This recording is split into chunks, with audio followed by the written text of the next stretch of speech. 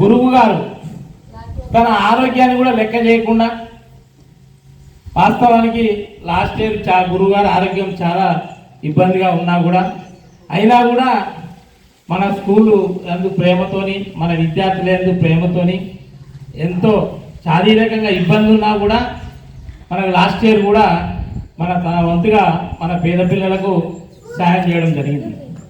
మరి గురువుగారి యొక్క ముఖ్య ఉద్దేశం చాలా, దానికి మేము కృతజ్ఞతలు. ఎప్పుడు ఎవరైతే మన సహాయం పొందుతారో వాళ్ళు పేదవారై ఉండాలి, మరియు వాళ్ళ యొక్క చదువుతోని అభివృద్ధి చేస్తేనే వాళ్ళు విజ్ఞానవంతులై వాళ్ళు పెద్ద ఉన్నత చదువులు చదవాలనే కోరిక ఉంది. కాబట్టి మరి మనం కూడా ఆ గురువు గారి కోరికను ఆశించుకుంటూ మనం తప్పకుండా ఆ గురువు గారి యొక్క భావనను మనం కూడా ఎల్లవేళలా కృషి చేసి మనం కూడా విద్యాభివృద్ధి తోడ్పడి ఉన్నత స్థాయిలో ఉండాలని కోరుకుంటూ, మరి అటువంటి యొక్క తన ఆశయాలను మేము కూడా నెరవేరుస్తామని చెప్పి ఉపాధ్యాయుల తరఫున మరియు మీ విద్యార్థుల తరఫున కూడా తప్పకుండా మనందరం రేపు భవిష్యత్తులో ఉన్నత స్థానంలో ఉండి గురువుగారిని ఎల్లవేళలా మన జీవితం ఉన్నంత వరకు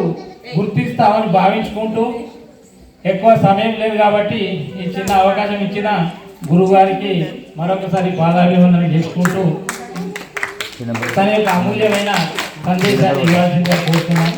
మొదట మన హై స్కూల్ ప్రధానోపాధ్యాయులు సుధాకర్ సార్ గారిని మాట్లాడవలసిందిగా కోరుతున్నాం.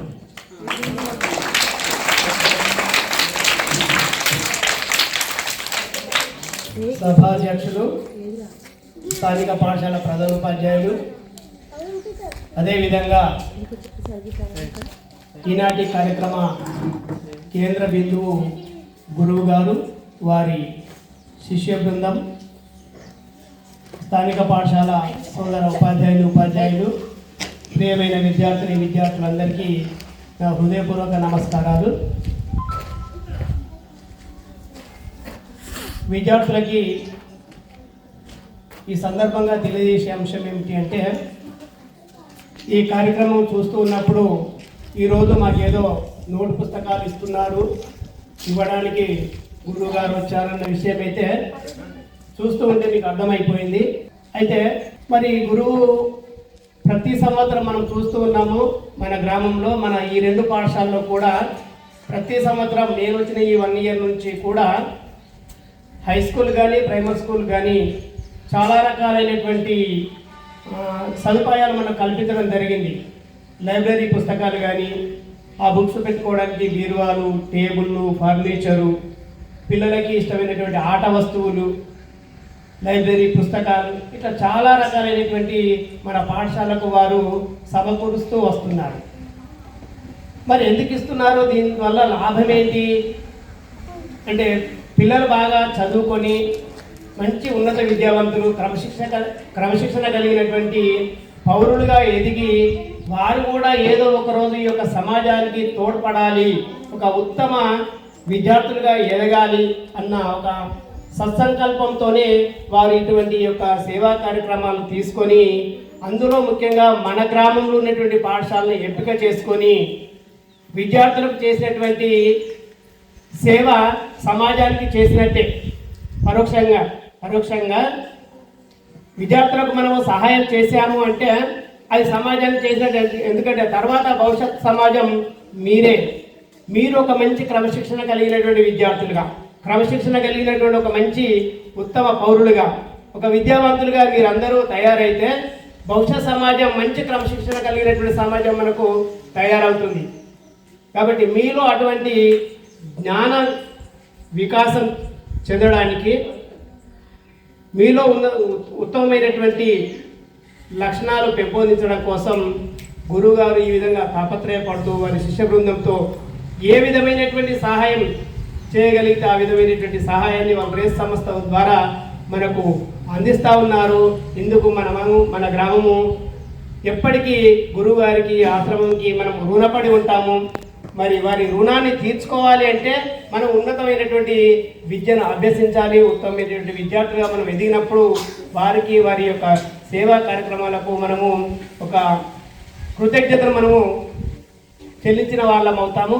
కాబట్టి విద్యార్థులంతా కూడా ఈ విషయాలను గమనించి వారి ఆశయాలకు అనుగుణంగా మనం నడుచుకొని ఒక మంచి విద్యార్థులుగా, ఒక మంచి పాఠశాలగా, మంచి గ్రామంగా మనం తయారైనప్పుడు వారు కూడా చాలా సంతోషిస్తారు. ఎందుకంటే మనం ఒక పని చేసినప్పుడు దాని నుంచి ఫలితం మనం అనుకున్నట్టుగా వస్తే మనకు హ్యాపీ ఉంటుంది. మనం పని చేసినా కూడా మనం ఆశించినటువంటి ఫలితం రానప్పుడు మనం బాధపడతాం. మరి గురువు గారు కూడా ఆ విధంగా బాధపడద్దు అంటే వారి లక్ష్యం ఏదైతే ఉందో, వారు ఏదైతే ఆశిస్తున్నారో మనం బాగా చదువుకోవాలని ఆ విధంగా మీరంతా కూడా బాగా చదువుకొని మంచి విద్యార్థులుగా ఎదుగుతారని ఆశిస్తూ మరి ఇటువంటి కార్యక్రమాలు మా పాఠశాలకు చేస్తున్నందుకు గురువువారికి, సంస్థకు, పాఠశాల పక్షాన మరియు వ్యక్తిగతంగా నా పక్షాన ప్రత్యేకంగా కృతజ్ఞత తెలియజేస్తూ అవకాశం ఇచ్చినటువంటి వారికి కృతజ్ఞత తెలియజేస్తూ సెలవు తీసుకుంటున్నాను.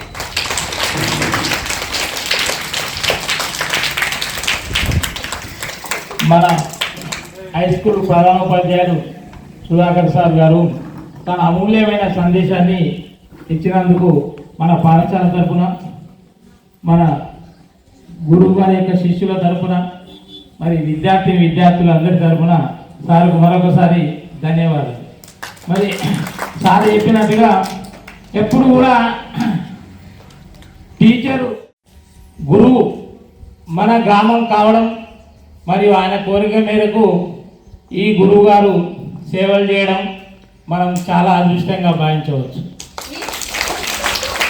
మరి అదేవిధంగా మన శిష్యులు కూడా గురువుగారికి తోడ్పడుకుంటూ తన యొక్క సేవలు చేసుకుంటూ మరియు తన ఎంతో కొంత తన యొక్క సేవాభావంతో చేసినందుకు అందరం కూడా ఎల్లవేళ సహకరించాల్సిందని కూడా నేను ఆశిస్తున్నాను.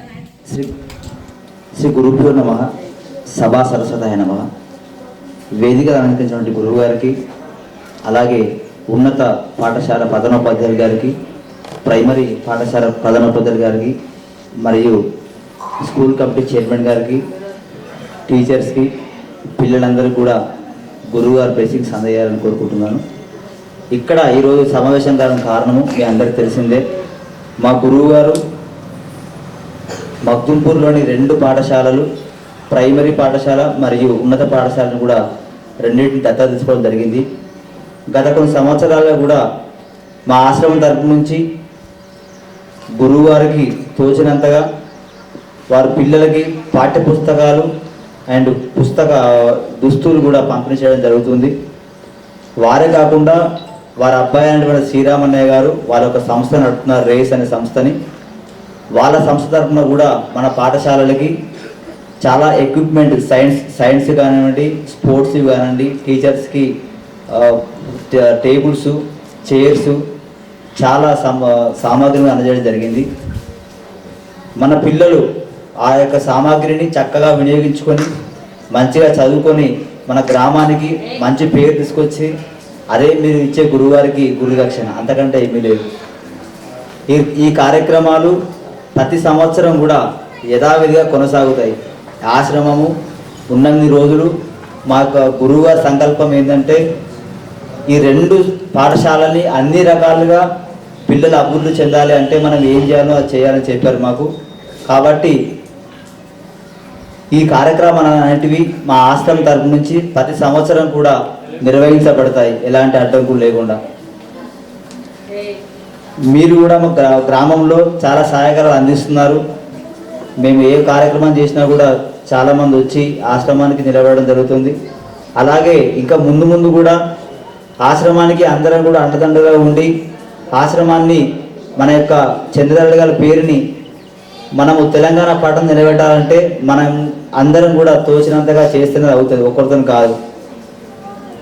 మీరు అందుకు కూడా సహకరించాలని మనస్ఫూర్తిగా కోరుకుంటున్నాను.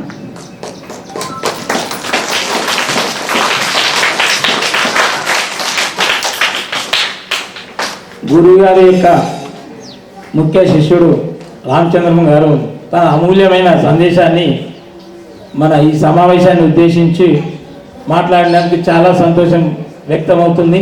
ఎందుకంటే ఎప్పుడు 10 కాలాల పాటు నాకు తెలిసి ఎప్పుడు చరిత్ర ఉన్నంత కాలం మీ యొక్క సహకారాలు మా గ్రామానికి ఉంటాయని ఆశించుకుంటూ మరి రామచంద్రన్ గారు చెప్పినట్టు ఎల్లవేళలా మాకు సాయం చేయాలని కోరుకుంటూ ఈ గ్రామం తరఫున మరొకసారి గురువు గారికి మరియు తన యొక్క ప్రియ శిష్యులందరికీ కృతజ్ఞతలు తెలుపుతూ ఈ సమావేశాన్ని ఉద్దేశించి ఇప్పుడు తన అమూల్యమైన సందేశాన్ని మరియు మన యొక్క ఆశీస్సులు ఇవ్వాలని కోరుకుంటూ గురువు గారిని మాట్లాడవలసిందిగా కోరుకుంటాం. అందరికీ సభని అలంకరించిన వారికి పిల్లలకి టీచర్స్ అందరికీ కూడా శుభ ఆశీస్సులు.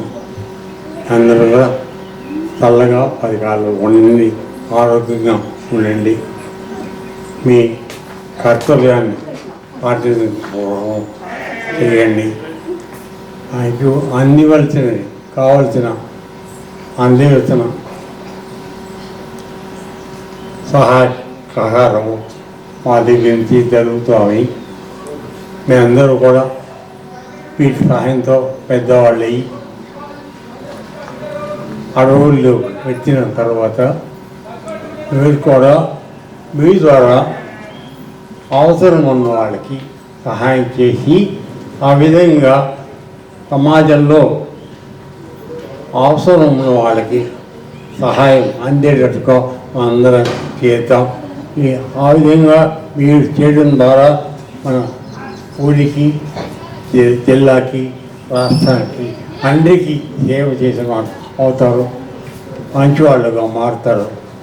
అప్పుడు మనం ఎన్నో అభివృద్ధి కార్యక్రమాలు చేసుకుంటూ మనం ముందుకు వెళ్ళడానికి వీలు కావాలి. అందరికీ ససి ఆశీస్సులు మళ్ళీ కోరుతూ సెలవు తీసుకుంటున్నాం. గురువు అమూల్యమైన సందేశాన్ని ఇచ్చి మనందరికీ కూడా ఆశీస్సులు ఇచ్చినందుకు ఆ భగవంతుడు ఆ గురువు గారిని 10 కాలాల పాటు ఎప్పుడు కూడా ఆరోగ్యంగా ఉండాలని కోరుకుంటూ, మరియు ఆరోగ్యం సహకరించినట్టయితే ఇలా ఒక గంట కాదు 2 గంటలు కూడా మనం మాట్లాడుతుండే మనం ఎన్నో విషయాలు తెలుసుకుందాం. మరి ఆ దేవుడు ఇంకా సహకరించి మంచి మనకు జ్ఞానోదయం అయ్యేటట్టు మంచి విషయాలు చెప్పాలని కోరుకుంటూ, నెక్స్ట్ వరకైనా మనకు చాలాసేపు మాట్లాడవలసిందిగా భగవంతుని కోరుకుంటూ, మరియు ఆ గురువు గారికి మా పాఠశాల తరఫున మరియు గ్రామస్తుల తరఫున, ప్రియ శిష్యుల తరఫున, ఉపాధ్యాయుల తరఫున, అందరి తరఫున మరి గురువు గారికి పాదాభివందనం తెలుపుకుంటూ ఇప్పుడు తదుపరి కార్యక్రమం